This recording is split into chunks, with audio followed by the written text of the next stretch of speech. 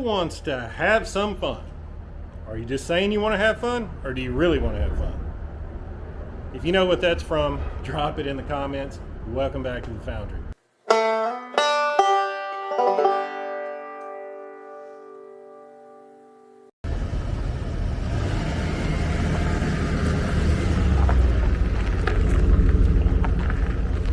So I'm headed out to an oil well job, and this isn't the atypical job, so I thought it'd be fun to do a video on it. So normally when I'd go out to an abandoned well, I would be hunting for crude oil. I'd have my rig back here, not the tanker. But in this case, the oil found me. And I'll explain it a little bit more when we get to the well location. Oh yeah, there we go. Check out my fancy new lights on my tanker. Yeah, I was gonna put regular lights on there and remembered I had these, had never used them, so it took like 5 minutes. In business. This is a really nice place out here. Yeah, so we're gonna trek in pretty good ways here, back up past that tree line, and then we're gonna transition from this road, which is decent for an old oil field road, to a road that hasn't been traveled in several years. So we're gonna play it by ear. It rained all day yesterday, so we'll see how Brute here. Ooh. My goodness, we'll see how Brute here handles it. I didn't know it was so hilly over here. That's the road we came in on, where that white truck is, and then we come up. We're about halfway to the well location. We got to get up in the woods, and I've actually got to try to remember where this thing's at. Well, I may have been mistaken when I said we were about halfway there back there, because we've gone that far again, and I still don't recognize the turnoff. I mean, I don't think I've gone past it. This clear cut keeps coming back up and touching this road we're on. Man, they have cut a lot of timber.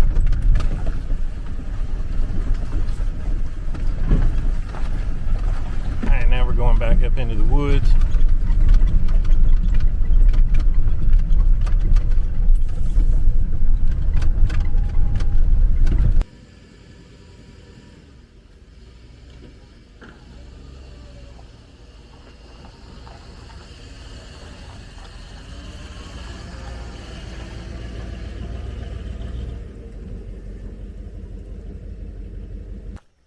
I forgot to take this bucket off of here, and it splashed oil all over my, I think it's mostly water, but yeah, oh good, that's just water on the belt. I was gonna say, if that's oil all over that belt, I'm gonna have a fit with that thing.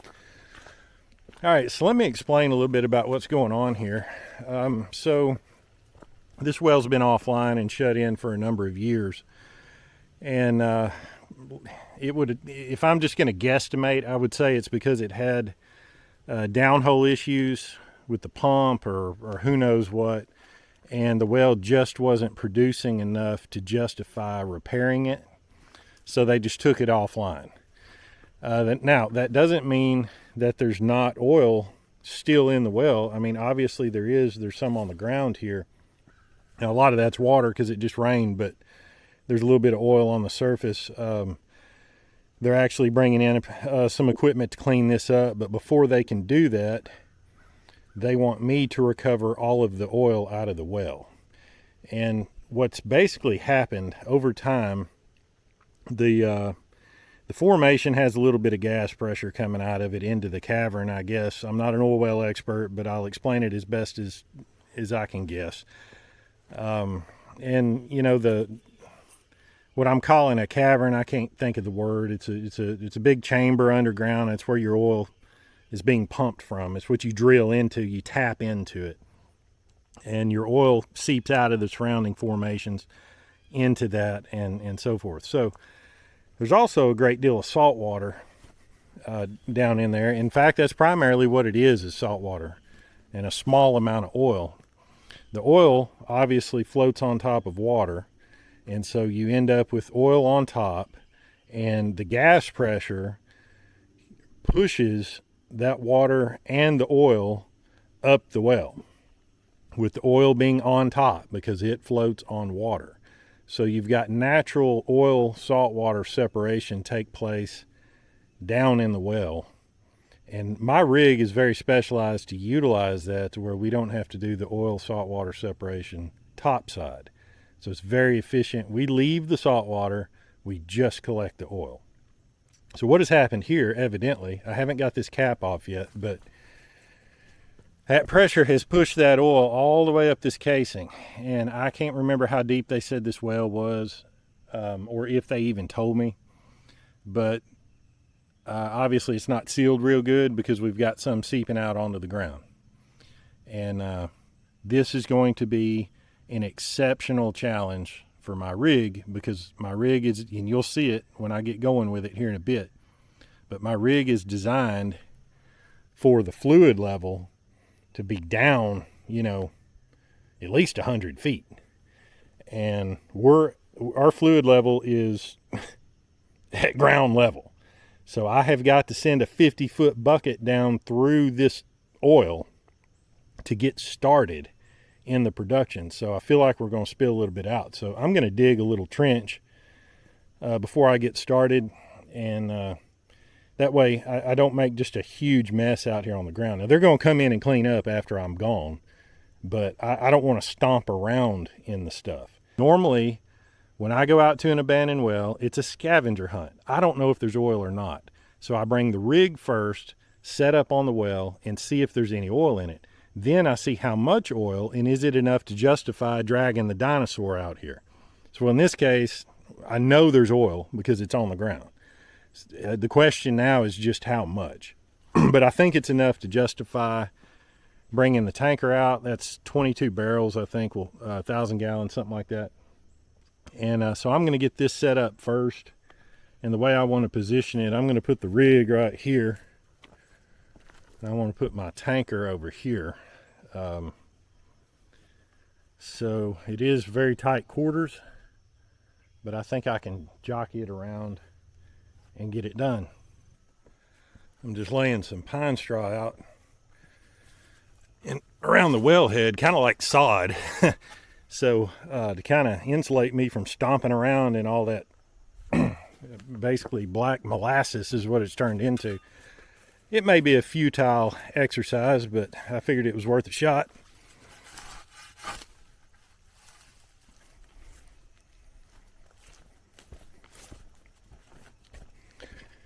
Another thing that's going to make this extremely difficult for the rig and for me is the fact that the oil that's in this well is very, very, very thick. It's basically, it's like akin to asphalt. It's just super thick. My rig's really not designed for that really thick stuff, but I think it'll handle it. I won't be able to run it in automatic mode, which is unfortunate because it's more work for me to do it manually, but I think it'll handle it. It'll just take a while. So I plan on being here for all day today, and probably all day tomorrow. And you know, it just depends on how much oil's in there. If there's not a lot of oil, I might wrap it up today, but hopefully there's a great deal of oil, because that's what makes it worth my while. So yeah, hopefully I'm here for two solid days, but couldn't ask for better weather. It's going to be in the 70s today, and tomorrow it's going to be really cool. First real cool day of the year, probably. So that's good and bad for me right now. I mean, it's good because I love the cooler weather, but thick crude doesn't flow good when it's really cold outside. So I'm hoping if I pump enough into this tanker to justify going over to the tank batteries about a quarter mile from here where I'll unload. It's going to be difficult to offload this tanker with that pump if the oil's just super thick. So I'm going to park it out in the sun if it gets to that, and hopefully that'll warm it up enough to let it flow good enough for me to pump into the producer's tank batteries. This should all be fun.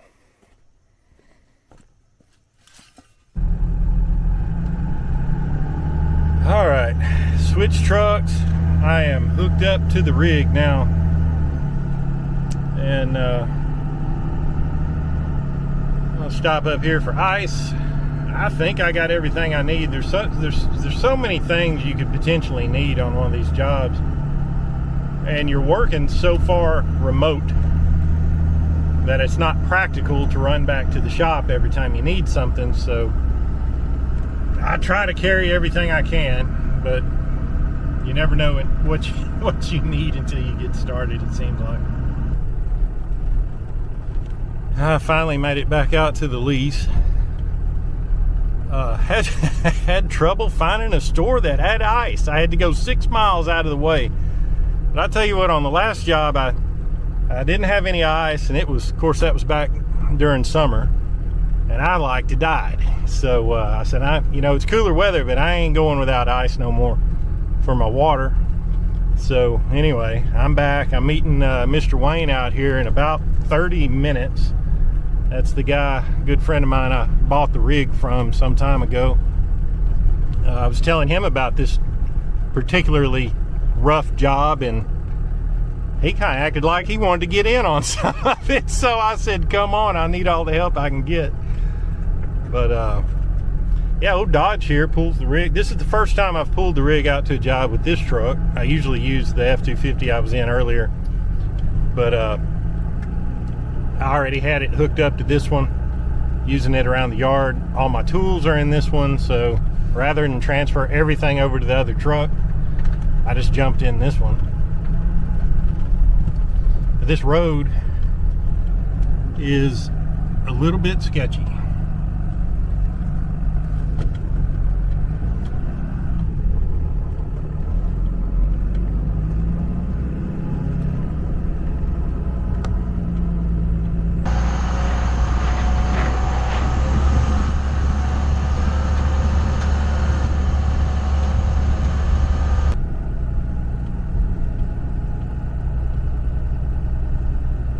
Somebody's got a game camera on that tree. It's a cellular. But he sees me every time I come back here. I don't know who that is. It's not the well owner.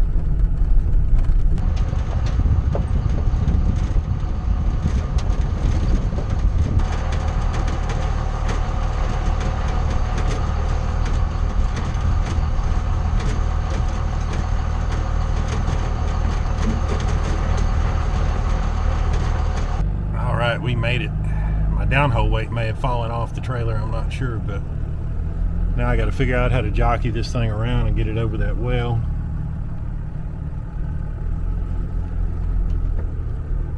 And we're going to be in the sun. I was hoping we'd be in the shade, but such is life.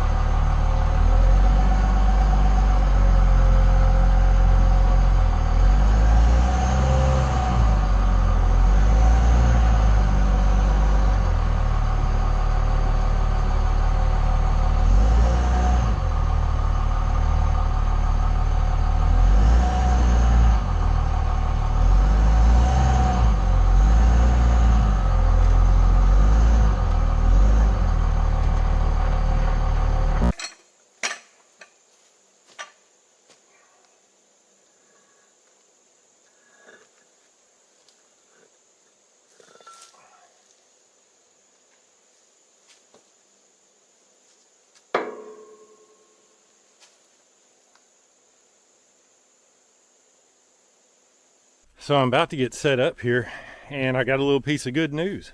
I just pulled the cap off of the well, and I expected, based on the oil that's on the ground, I expected the fluid level to be just right here,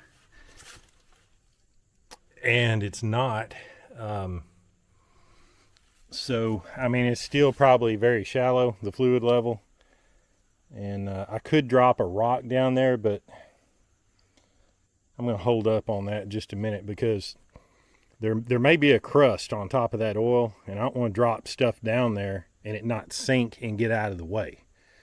Because if a rock gets up in the foot of my bucket and stops up the check valve, I don't want to have to deal with that. So we're probably just going to send the bucket down, just kind of see where it's at. I talked to Mr. Wayne. He dealt with this well a few years back, and he said he remembered the fluid being at about 30 or 35 feet, which is still not great, but it's better than it being right at the surface. So that's some good news. All right, you ready for it? So if this well was an unknown element, a well that was truly abandoned that we'd never been on before, I would always send the downhole weight down first in case there's some type of obstruction that could hang my bucket. That weight is real good about busting up obstructions. It's also good if the oil has formed a crust. It'll break that up, making it a lot easier for the bucket. But in this case, even though it's been a number of years, we do have some logs on this well. So I decided to just go ahead and send the bucket down first. We're going to see if this oil is really as thick as everybody told me it was.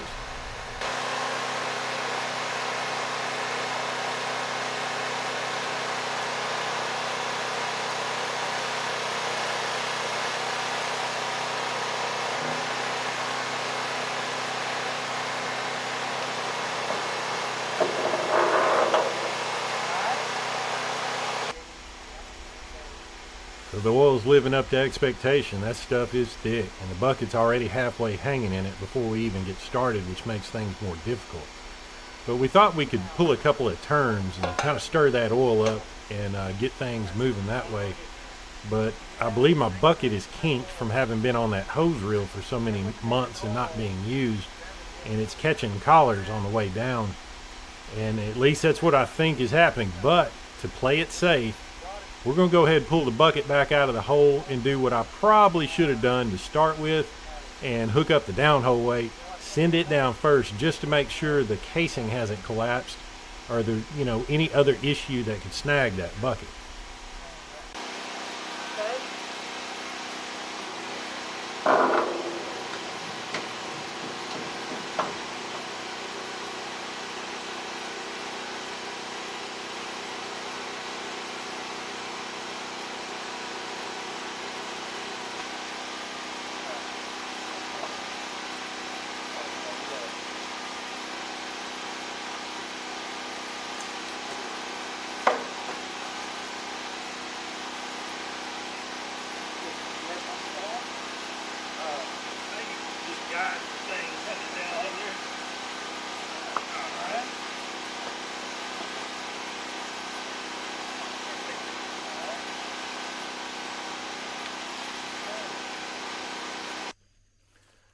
All right, so I've got some findings from the well after day one, or actually one afternoon.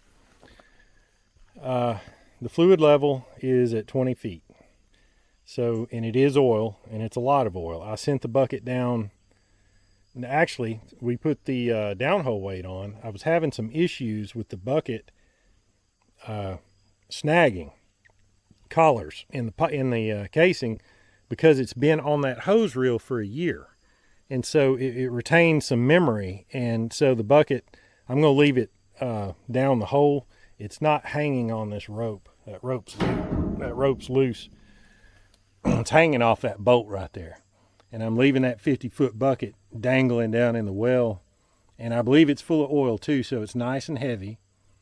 And I'm going to leave it set like that to start to straighten up. And so when it started snagging, I wasn't sure if if there was actually an obstruction down there or if I was getting hung on a collar. So we pulled it back up out of the hole. That is why I've got this nifty downhole weight. And if you didn't see the video on when I built this, you need to check that out. This is a really cool tool. Cool tools. So anyway, sent that down. I sent that down 150 feet, a little bit more, maybe 175. No obstructions. Our pine straw is working very well. I've been on my knees messing with tools and things, and I'm pretty clean, so that worked out well. There's one issue, and the reason we didn't actually do much production today, we were just basically, this rig has been sitting up for a year, so we have been just working out all the little bugs and things that need to be done to get it back into service, regular use. And issue we're having is the bucket, discharging the bucket. I've done a video on this, and I've got that last video I did where I did oil rig repairs. I think it's called something like that. I don't remember. It's a fairly recent video. Replace that puck seal, and unfortunately I'm not getting any better service out of the one I put in there versus the one I took out. So the next step, we've eliminated the bucket as the problem. We've eliminated the air compressor as a problem. The next is almost the only thing it could be. Now this super thick crude oil is a little more challenging to pump through that bucket, but it should handle it no problem. But the step forward now is to just have some brand new pucks made and stop, trying to fool around with these older ones. They have to be made. Nobody's got anything for this on the shelf anywhere. So everything is custom made. So I'm going to have a puck seal made this week, hopefully. And I'm going to leave the rig out here and pretty remote area, and there's a pumper that comes by down the road every day, and they may come over and check on it for me. I've got to work out of town most of this week, so I won't be around, but I'm going to leave the rig here, and next weekend hopefully come back Friday, put the new puck seal in, try it again, and hopefully that solves the problem. If it doesn't, we're back to the drawing board. But yeah, I mean, this is part of it. So all right, back out at the lease with new puck seal in tow. Thanks to my buddies over at STP Machine. They made this seal for me. Looks good. I'm about to put it on the rig and test it out. And rig's been sitting here a week unattended. I was a little nervous about it, but everything seems to be as I left it. And the bucket's still hanging in the hole, straightening out, hopefully. Relaxing, losing some of that memory from that when it was on that hose reel. So now I'm going to install my new seal. And hopefully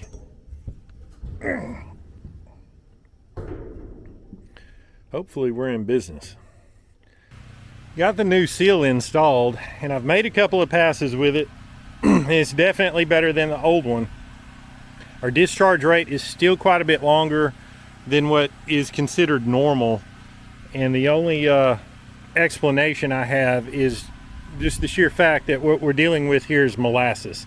This isn't your atypical crude that I would normally encounter on a job, which makes this extremely difficult, and I'll show you why. For one thing, this bucket should discharge in about 45 seconds is about average. A minute on some thicker stuff, or maybe some really thin stuff. But your average oil, this bucket will discharge in about 40 to 50 seconds, in that range. It's taken me about 5 minutes to discharge this bucket, and that's that's not real good.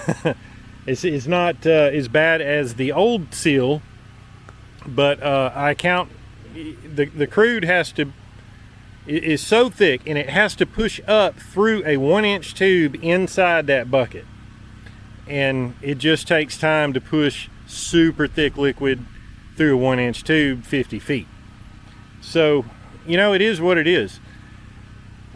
Second thing that makes this challenging is when I send this bucket down the well, it hits that oil and the bucket becomes buoyant, and it takes a while for the bucket to sink down through that oil and fill itself up. So what happens is you end up with slack in that line. That line's supposed to be tight at all times. In oil, out of oil, doesn't matter. But this oil is so thick, it's causing that bucket to float momentarily, causes slack in my line. That's why I can't run this rig in automatic mode. That's why I'm having to do it manually. So each pass I make is taking significantly longer than it normally would. And I'll show you what I'm dealing with if I can set you down here. So this is what running it manually looks like. And if the fluid level wasn't so close to the surface, this wouldn't be feasible. It's barely feasible now. But as I send this thing down, fluid level's real close. I think we're at 20, 25 feet. So you'll start to see slack in this line. It's supposed to be tight. See that slack? So what I have to do is hold it with my right hand and pull it down off the drawworks with my right hand to keep it from backlashing up there. And see, eventually it tightens up. It'll sink down in that oil and it'll tighten up. But you have to do all this manually. And I got to send it down like this. You know, the fluid, let's say it's at 20 feet. I got to send it down another 50 feet to fill that bucket, because the bucket's 50 feet long. So you'll watch it sinking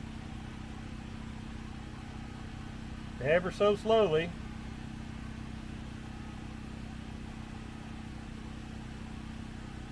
Still sinking, now it's tight. So that's what I'm faced with here. So I'm going to fill this bucket up, bring it up, and I'll show you how long it takes to discharge it and what I'm dealing with after it's discharged. So now that my bucket's full, I'm going to bring it back up.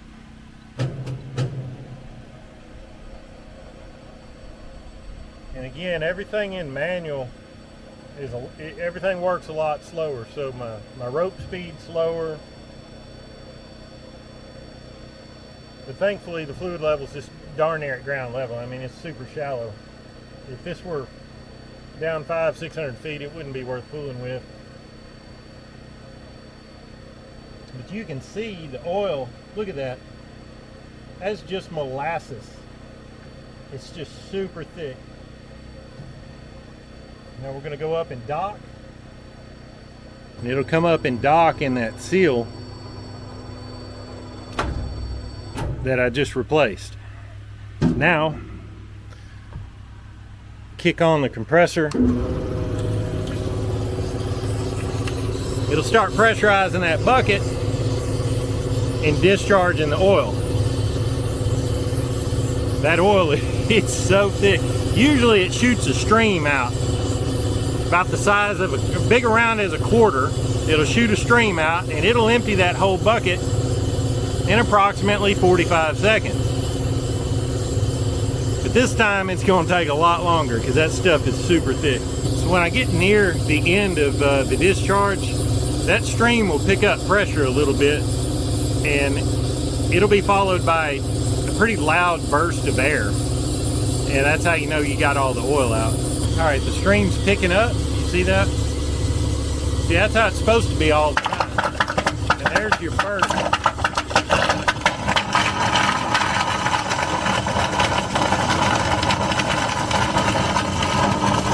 It's just trying to push all that sludge. See all that sludge running down the head of the bucket there.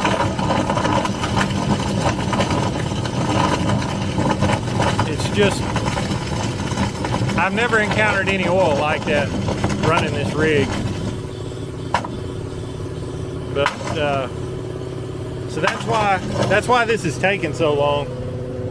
So it's challenging, but I really want to do a good job for the customer because they have much easier jobs. You know, if I do good on this one, I'm pretty sure they'll let me do some more that will be a lot easier and probably make for a lot better video. But when this reservoir gets full, my switch will turn on the transfer pump, which will pump into my tanker. While we're waiting for that bucket to discharge, I'll show you what I'm dealing with on my transfer pump situation. So this centrifugal pump probably wouldn't handle this thick oil, so we have a little gear pump here, and it's on a level switch.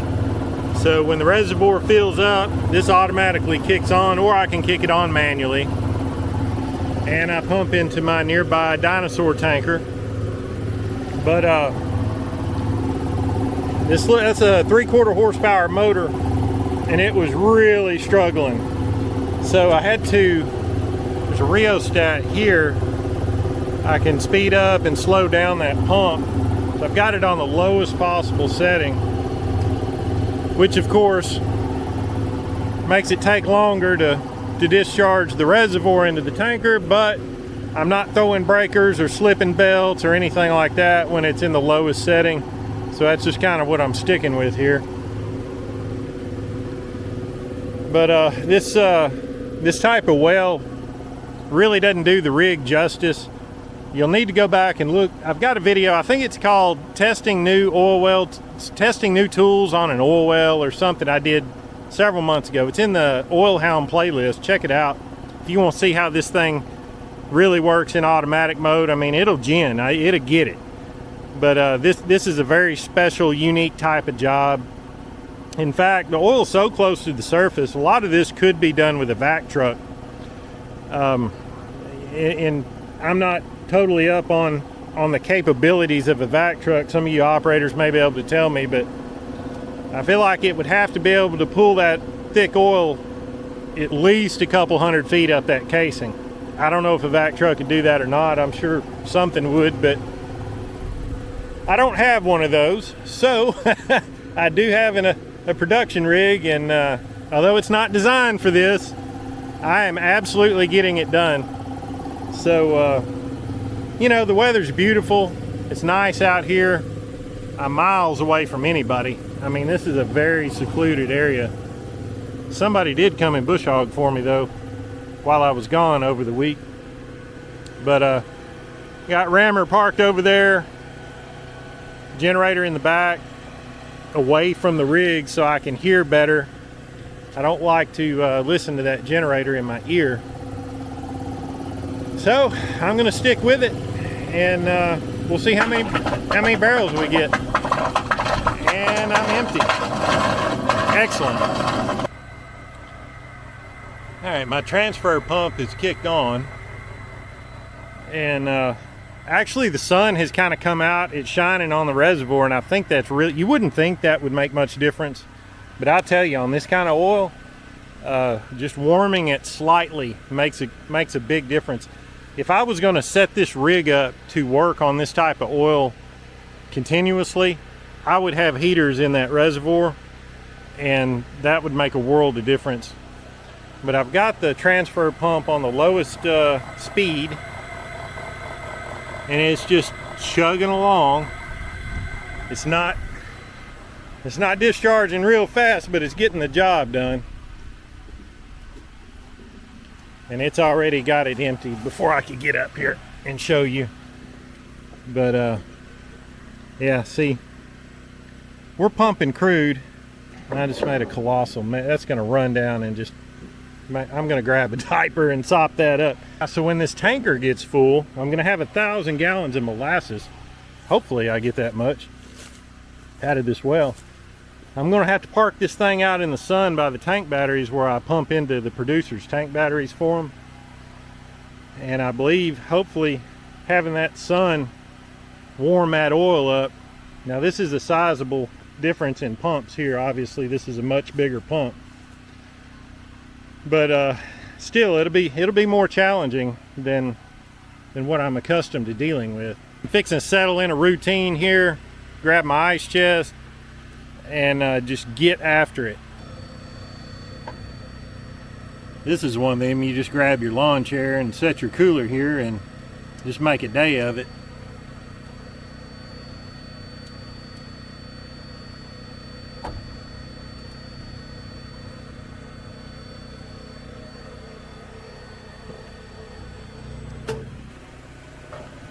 Well, I went till I hit salt water, and so I got all the oil there was to get out of this well. So yeah, it was a lot of work. I'm cleaning the bucket out right now. I got the air running through it, but yeah, don't know exactly how much oil just yet. I'm gonna gauge it and find out. Probably gonna haul this tanker over to the producer's batteries tomorrow. Let it set overnight. Last bucket you always get a good gulp of salt water, so I'm gonna purge that off after it sits overnight, so I'm not pumping any salt water into the tank battery. But you know, it was just one of those odd jobs, odd wells that I don't encounter very often, and so it was definitely an experience. I took good notes. I keep good logs on wells and things. It's very good information, and it helps you on other wells. Trying to get all that sludge out of this bucket. I want the bucket as clean as possible before I roll it back up on the reel. Yeah, so we're building up good pressure in that bucket. I'm just cleaning all that sludge out of it. And we've got very minimal leak through at the rope. A little bit of that is normal. So I think our new seal, I think it's working the way it's supposed to. I'm turning the transfer pump on.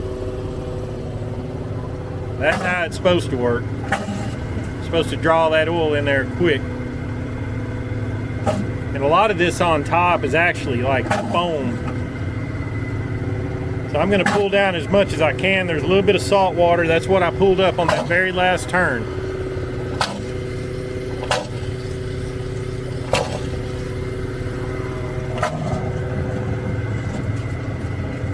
So everything's working the way it's supposed to, despite the challenges of this well.